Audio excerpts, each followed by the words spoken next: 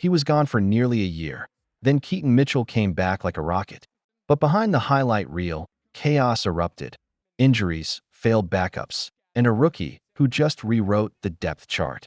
Officially back. We've been hearing this all training camp. We've been seeing some bursts from him, some highlights. We saw him at the stadium practice, look explosive, but it is really good to see him do it in live action against another team. He was kind of our lead back for the first quarter, and he played like a starter, man. I mean, Keaton Mitchell was unbelievable out there, busted off that big run before he ended up scoring that touchdown run, and then also had a nice kickoff return too on that same drive. And even though he's taken out earlier in the game, Keaton Mitchell still led the entire running back room in rushing yards with 9 carries for 68 yards, an average of 7.6 a carry, and a touchdown. Amazing night from Keaton Mitchell. Keaton Mitchell just sent a message to every doubter in Baltimore. The explosive running back who disappeared with injury last season came back like a man possessed, absolutely demolishing the Colts defense for 68 yards and a touchdown on just 9 carries. But here's what nobody's talking about. While Mitchell was busy proving he's officially back, there was drama unfolding everywhere else on that field. A season-ending injury that just changed everything. Backup quarterbacks who looked absolutely lost, and one rookie who might have just stolen a starting job with the most electric punt return you'll see all season. What really happened in Baltimore? And why are some Ravens fans already panicking about what they saw? What's going on, Ravens faithful? Look, I know preseason games supposedly don't matter, but tell that to the thousands of Ravens fans who just watched Keaton Mitchell turn back the clock and remind everyone why he was such a sensation before that devastating knee injury. Thursday night against the Colts wasn't just a 24-6 victory. It was a statement game that's got the entire Ravens organization buzzing. And frankly, some people in Baltimore should be terrified of what they witnessed. Let me paint you the picture of how this night unfolded, because if you blinked, you missed history in the making. The Ravens rolled into this preseason opener with question marks everywhere. Would Mitchell still have that explosive burst? Could the backup quarterbacks handle business? Who was going to step up in the receiver room? By the end of the night, some of those questions got beautiful answers, while others, well, let's just say there's some serious concerns brewing in Charm City. Here's what nobody saw coming. Keaton Mitchell didn't just look good, he looked like he never left. Remember, this is the same guy who's been on a long and arduous journey. Back from a major knee injury in December of 2023, and the coaching staff had been cautious all summer, slowly bringing him back, managing his reps. But when the lights came on Thursday night, Mitchell looked like he was shot out of a cannon. Picture this scene. Ravens get the ball on their second drive of the game. The crowd's still settling in, most people probably grabbing their nachos. And boom, Mitchell takes a handoff, hits the gap, and suddenly he's 25 yards downfield with defenders grasping at air. He then went wild on Baltimore's second drive, starting it with a 25-yard explosive run that had the entire stadium on their feet. The guy looked like he was running in fast forward while everyone else was stuck in slow motion. That signature acceleration that made him such a problem for defenses? It's all back, and maybe even better, but that 25-yard burst was just the appetizer. 2 plays later, Mitchell gets another handoff, and this time he's not stopping until he crosses the goal line. The Ravens have their first touchdown of the preseason, and Mitchell's dancing in the end zone like he never missed a beat. The crowd went absolutely ballistic, and you could see it on the faces of every Ravens coach on the sideline. They knew they had something special back in their arsenal. Here's what makes this story even more incredible. Mitchell didn't just have one good drive and disappear. Even though they pulled him early to protect him, this man still led the entire running back room in rushing yards. 9 carries, 68 yards, averaging 7.6 yards per carry with a touchdown. Those aren't just good numbers. Those are game-breaking, roster-making, fantasy football league-winning numbers. NFL fans are already calling him a waiver wire warrior after this performance, and honestly, they might be right. But let's be real about what this means for the Ravens' depth chart. With Derrick Henry locked in as the starter and Justice Hill as the established backup, Mitchell was fighting for his NFL life in this game. One bad performance, one sign that the injury robbed him of that special burst, and he could have been looking at a practice squad spot, or worse. Instead, he just made himself uncuttable. The Ravens can't afford to let this kind of dynamic playmaker walk, especially when he showed he can still be that home run threat they desperately need in their offensive arsenal. Now here's where the story gets really interesting, and this is something that should have every Ravens fan paying attention. Mitchell wasn't just running the ball. He was out there fielding kickoffs too, looking comfortable and confident in the return game. Remember, the Ravens have been searching for that game-changing return specialist, someone who can flip field position in an instant. Mitchell just showed he might be that guy, which suddenly makes him not just a running back, but a legitimate weapon on special teams. And speaking of special teams weapons, we need to talk about the other star of Thursday night, who's about to change everything for this Ravens team. LaJohntay Wester. And yes, I know the announcers kept calling him Leonte, but it's LaJohntay. This kid just announced himself to the NFL in the most spectacular way possible. On to another star of the night, LaJohntay Wester went crazy, man. I mean, come on. Punt return to the house. His first punt return before that was a great punt return. It was like 20-plus yards, juked a couple guys. I was like, okay, this is what we wanted to see out of Wester. And then literally the next punt return to the crib. LaJohntay Wester looked absolutely outstanding, even as a receiver, too. I mean, he was one of the very few bright spots at receiver, and it might not be the receiver's fault. We'll talk about that a little bit when we talk about the quarterbacks, but nobody really. Ravens defense forces a punt. Wester's back there deep, and the ball's sailing toward him. First punt return of his NFL career, and what does he do? Jukes two guys, breaks a tackle, and takes it 20-plus yards upfield. The crowd's already going crazy, thinking this rookie might have something special. But Wester? He was just getting warmed up. The very next punt return, and I'm not exaggerating. Wester takes it to the house. Straight up punt return touchdown on his second professional punt return. You want to talk about making a statement? This kid just told the entire Ravens coaching staff that the punt returner competition is over before it even started. Anthony Miller, Dayton Wade, thanks for playing, but LaJohntay Wester just locked up that job with authority. But here's what makes this even more insane. Two of the Ravens' fastest players got them off to a quick start in their preseason opener, and we're talking about Mitchell and Wester completely taking over this game. Think about the ripple effects here. The Ravens just found two game-changing weapons in one night, both bringing that explosive element that can flip a game in an instant. Let me tell you what this means for the Ravens' identity moving forward. They've always been a team that prides itself on complementary football, defense, running game, special teams. But now they've got not one, but two players who can score from anywhere on the field at any moment. Mitchell in the backfield and on kick returns, Wester terrorizing opposing punters and special teams coordinators. This is the kind of depth and explosiveness that wins playoff games. And here's where it gets controversial. While these two were busy stealing the show, there were some seriously concerning developments happening elsewhere on that field. Let's talk about what should have Ravens fans worried, because it wasn't all sunshine and rainbows Thursday night. The backup quarterback situation? Absolutely brutal. Cooper Rush and Devin Leary looked like they'd never seen a football before. I'm talking about passes sailing over receivers' heads, missed reads, zero pocket presence. Look, I get it. They're backups for a reason, and hopefully we never need them when Lamar Jackson's healthy. But watching those two struggle to complete basic passes should have John Harbaugh losing sleep at night.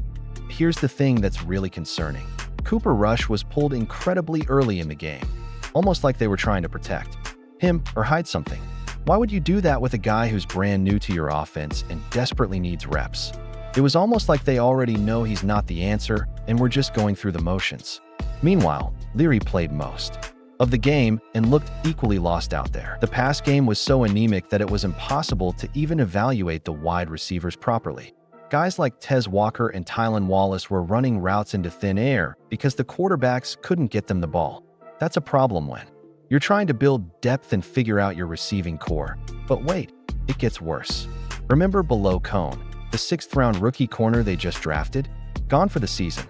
Torn ACL and MCL in his first NFL action.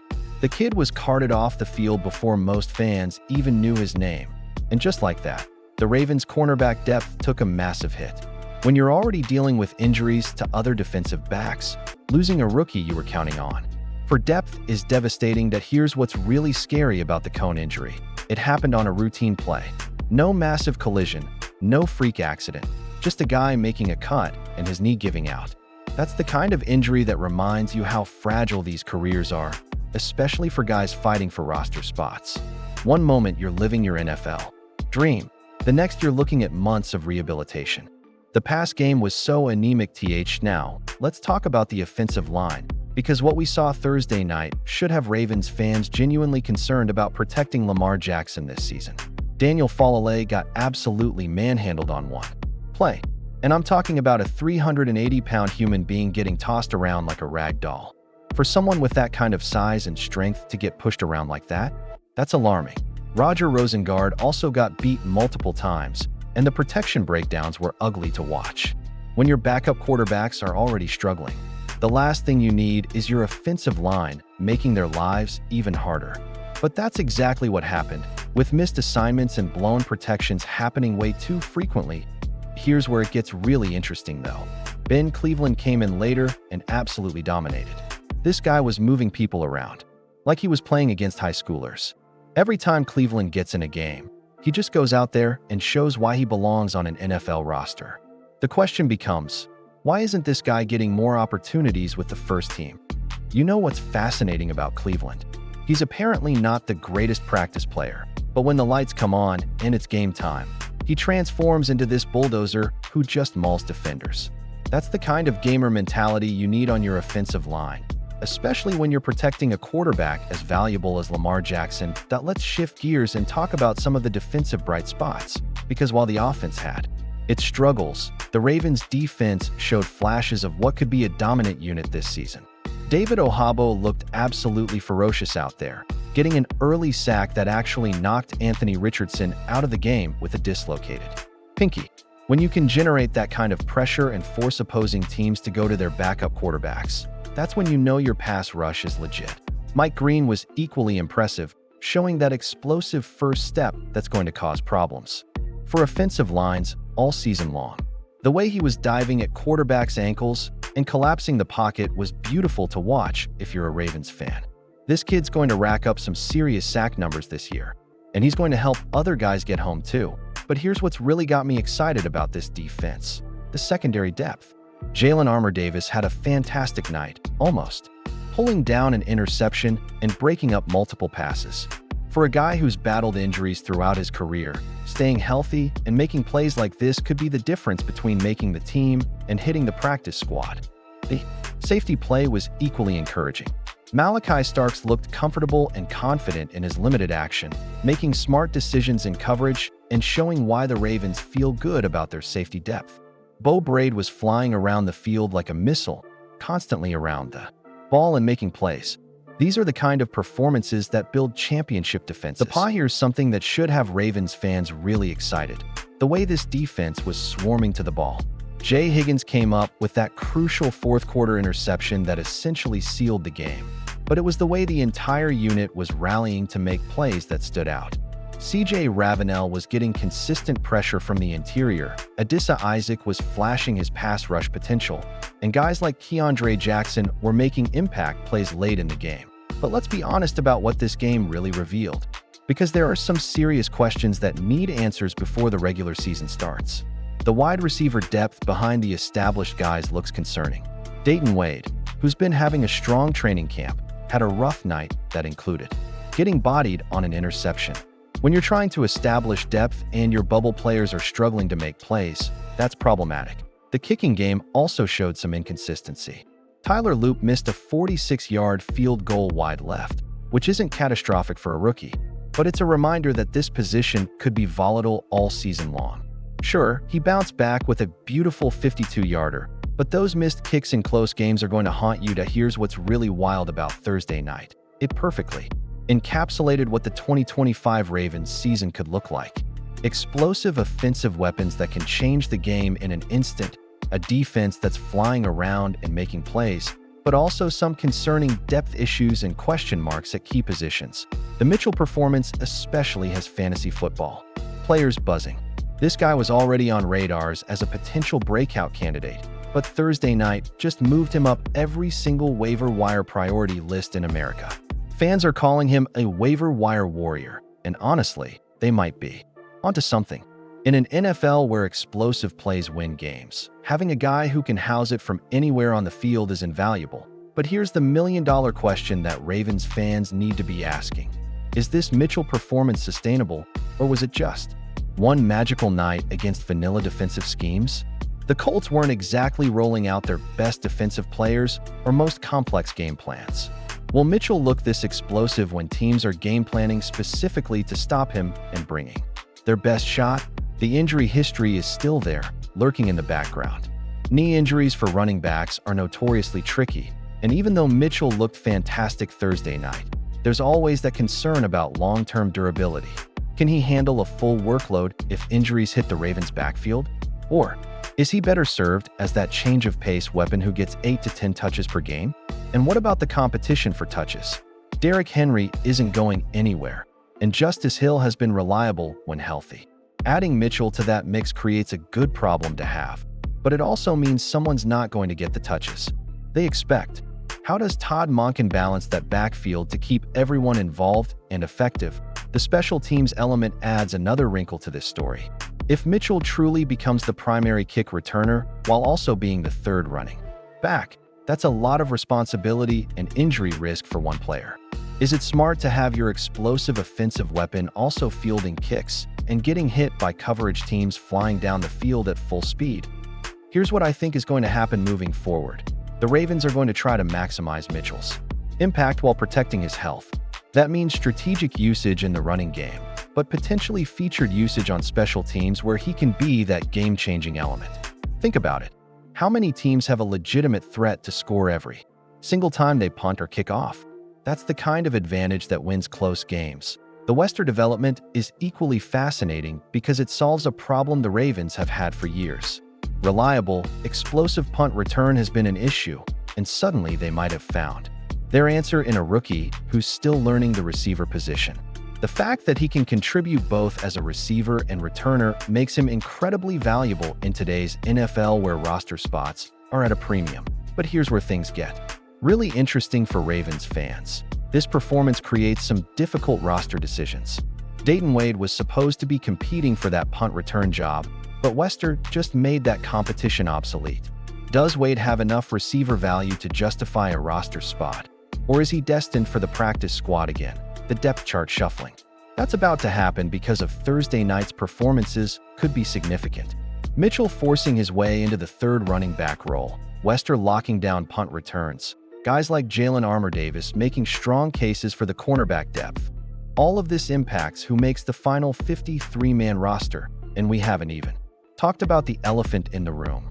What happens when Lamar Jackson gets back out there with these weapons? Jackson with Mitchell, Henry, and Hill in the backfield, plus Wester providing that explosive element on special teams? That's the kind of depth and explosiveness that makes offensive coordinators lose sleep. The defense showing this kind of swarming ability and playmaking potential is equally encouraging.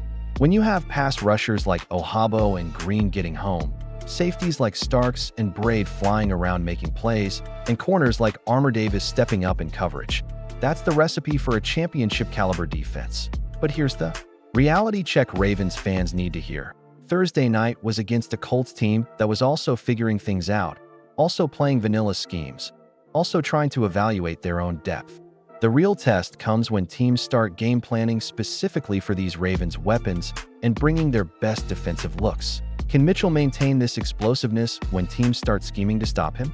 Will Wester's punt return success continue when teams start sending their best coverage units after him?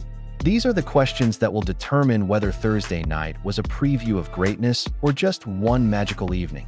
The injury concerns are also real and can't be ignored. Mitchell's knee, the general wear and tear that comes with being an explosive runner, the risk that comes with returning kicks. All of these factors make his long-term availability a legitimate concern. The Ravens need to be smart about how they use him. Here's what I think Ravens fans should take away from Thursday night. This team has found some legitimate weapons that could be difference makers in 2025, but there are also some glaring weaknesses that need to be addressed before the regular season starts. The backup quarterback situation is genuinely concerning. The offensive line depth has issues, and the receiver core beyond the established guys looks thin. The Mitchell story is incredible, a guy who was written off by many, coming back from a devastating injury to remind everyone why he was such a sensation as a rookie. but it's also a reminder of how quickly things can change in the NFL. One injury changed his entire career trajectory, and one great performance has him back in the conversation as a legitimate weapon. So here's the question that's going to define the Ravens' season. Can they maximize these explosive weapons while addressing the legitimate concerns we saw Thursday night? Because having Mitchell and Wester as your secret weapons is great, but if your backup quarterbacks can't complete passes and your offensive line can't protect them, those weapons become irrelevant. The Ravens have always been a team built on complementary football, but Thursday night showed they might have found the missing pieces that turn them from playoff contenders into legitimate Super Bowl threats. Mitchell's explosiveness, Wester's return ability, the defensive playmaking, these are the elements that championship teams are built on. But they're also the elements that can disappear in an instant if not properly managed and protected.